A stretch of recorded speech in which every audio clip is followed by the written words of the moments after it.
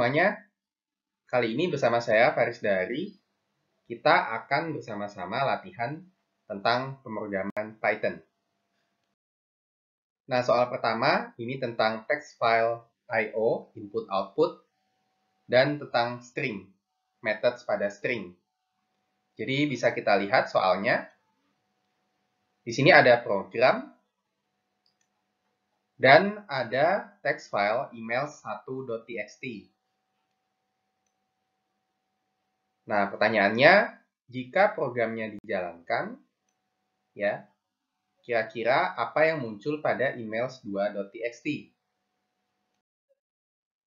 Baik, mari kita coba lihat kodenya.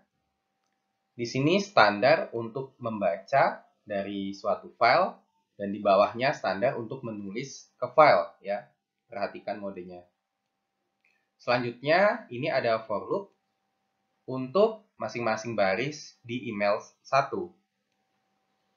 Lalu ada stripping, yakni menghapus new line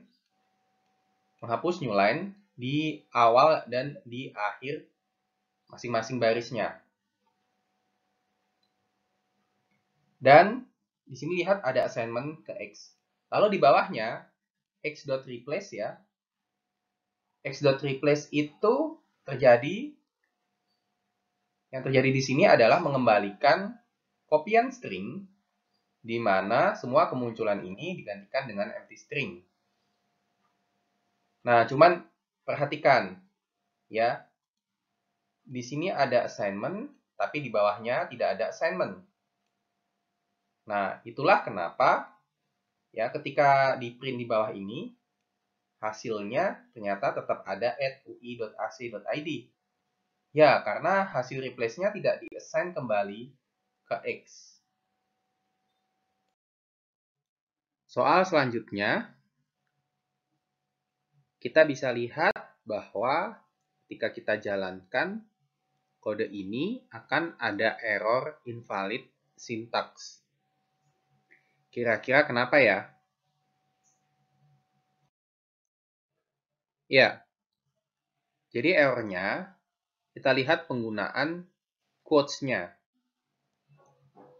Nah, di sini tidak boleh, ya. Yang boleh dilakukan jika kita tetap ingin menampilkan double quotes, misalnya seperti ini, kita bisa gunakan escaping, ya, pakai backslash lalu double quotes. Dan di sini juga backslash dan double quotes.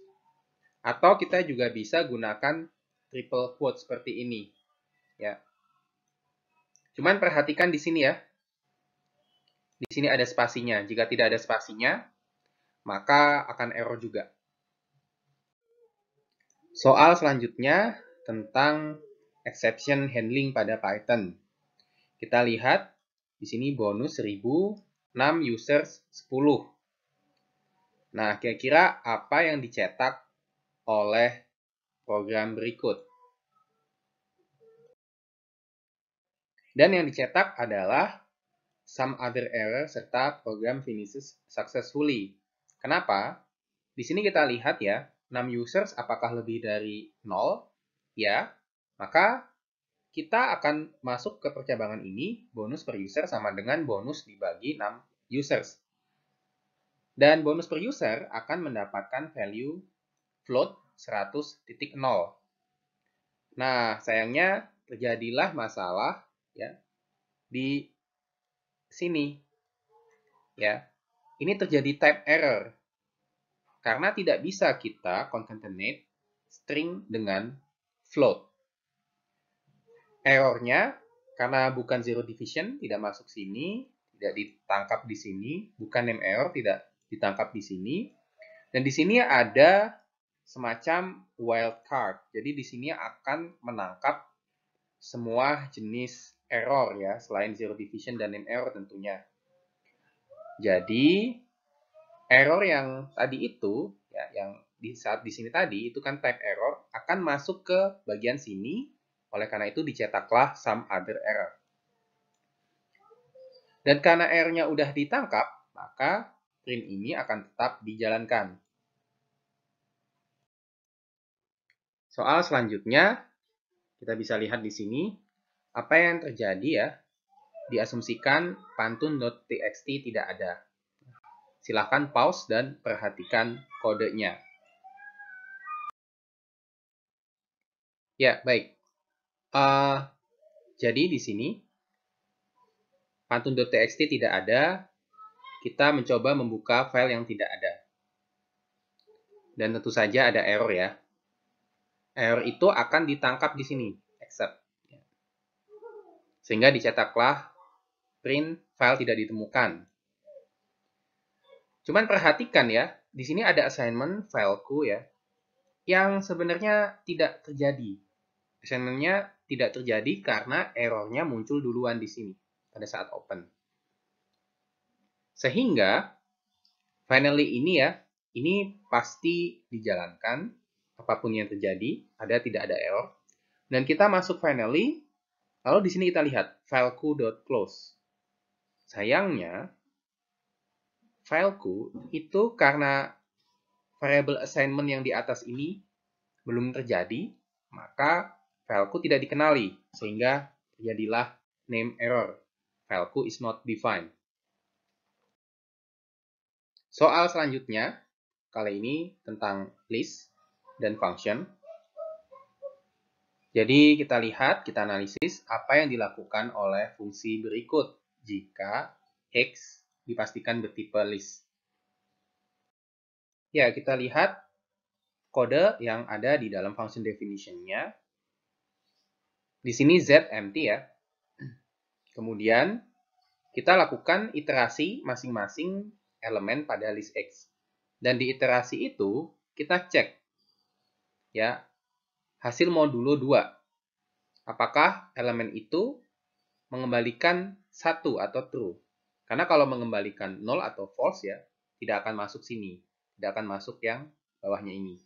Tapi ketika mengembalikan true, ya, akan masuk di sini.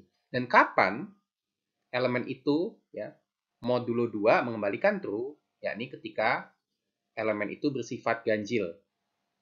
Dan kita lihat di sini, sum of z, ya, maka fungsi ini melakukan menghitung sum dari elemen-elemen pada X yang bersifat ganjil. Dan di sini terdapat contohnya.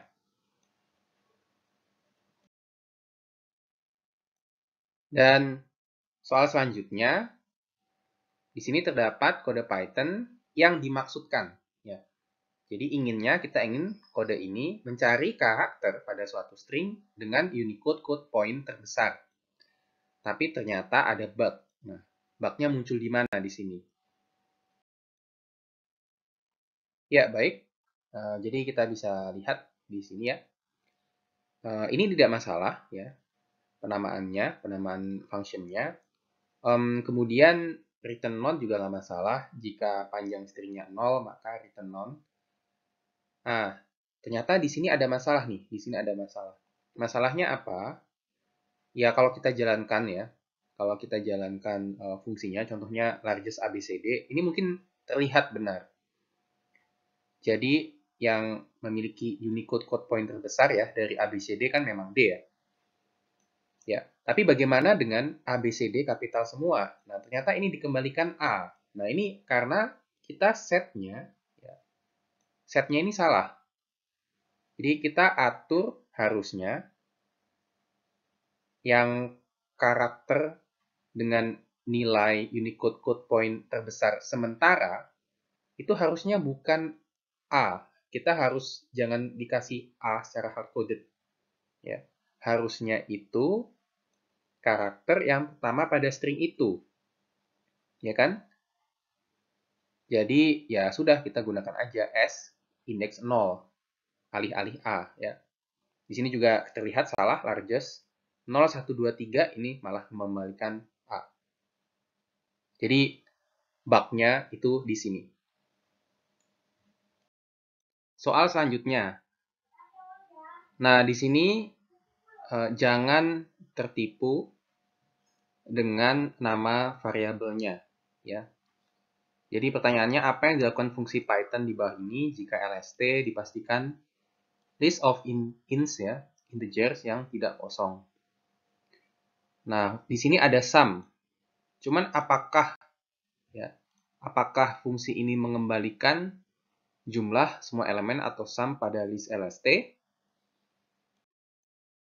Ternyata fungsi f ini dia akan mengembalikan elemen indeks ke 0 pada list LST. Contohnya seperti ini, f list 1, 2, 3 mengembalikan 1, f list 6, 10, 9 mengembalikan 6. Nah, kenapa seperti itu? Kita lihat di sini. Di sini ada for loop ya. Tapi for loop-nya itu sebenarnya agak aneh karena di sini langsung return i ya. Jadi misalkan f1, 2, 3 ya dia akan mengembalikan 1 karena di i yang paling awal ya di list 1, 2, 3 itu adalah 1 dan di sini for j ya dia loop juga tapi tetap saja yang akan dikembalikan i ya yang didapatkan dari sini yang pertama kali yakni 1. Demikian halnya untuk yang list di bawahnya ya. Dikembalikan 6. Baik. Ya, demikian latihan soal tentang pemrograman Python. Semoga bermanfaat untuk meningkatkan pemahaman kita tentang pemrograman Python. Terima kasih, sampai jumpa di video lainnya.